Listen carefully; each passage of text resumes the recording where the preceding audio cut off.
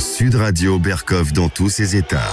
Ah, si cette influenceuse parle trop, ou pourquoi elle a parlé, mais quand même, il y a eu vendredi dernier, le 3 novembre, il y a eu quelque chose qui a... elle s'appelle Warda Anwar, elle est influenceuse. Et sur TikTok, elle a mis ceci, elle a parlé, voilà.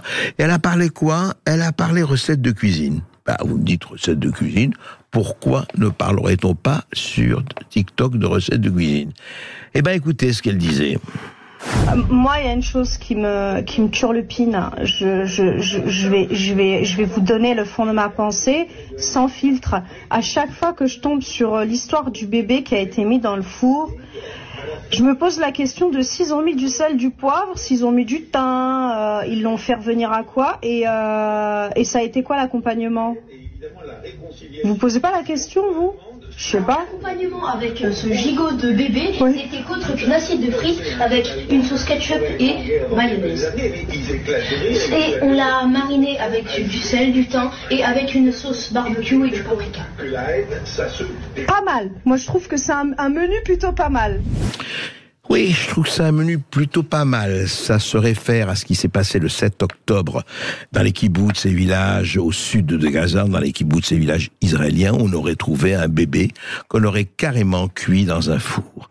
Et voilà l'humour tel qu'il se déploie aujourd'hui. Parce que je suppose que Warda Anwar a voulu faire de l'humour. Et quel humour! Vraiment, ça devient de plus en plus élevé, hein, de plus en plus haut de gamme, de plus en plus intéressant.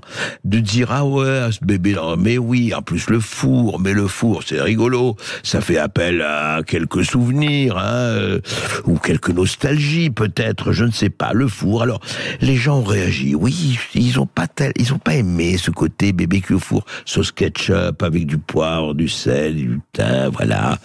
Et alors on a crié propos négationnistes, antisémites, etc. Mais non, c'est du goût.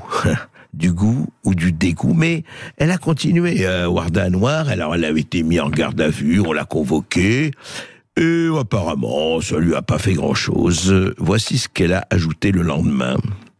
Ils m'ont encore bloqué mon compte. Ils m'ont mis en garde à vue. Garde à vue. Je suis en garde à vue. Ils veulent pas que je m'exprime. Pourtant j'ai tout dit là, j'ai tout fait. Je sais pas. Il y a les sionistes qui m'ont signalé. Oui, mais c'est vrai, qu'est-ce que c'est le mettre en garde à vue? Ben oui, j'ai tout dit, j'ai tout fait, voilà. Ils m'ont vraiment, tu sais, mon compte, c'est terrible, ils m'ont supprimé mon compte. Non, mais c'est de la persécution, quoi. C'est vraiment, je ne sais même pas, c'est à la limite raciste. C'est intéressant. Alors, moi, je vais vous dire, en fait, la liberté d'expression est indivisible. Et on me dit oui. Mais, effectivement, il y a des gens qui réagissent et qui peuvent réagir. Et encore une fois, où on place le curseur? Où on place le curseur dans la tête? Qu'est-ce qu'il y a dans la tête pour pouvoir dire ça et s'amuser de ça? Et après tout, oui, moi je vais vous dire, on peut rire de tout, comme disait Pierre Desproges, mais quand c'est n'importe qui le raconte, ça ne va plus, mais plus du tout.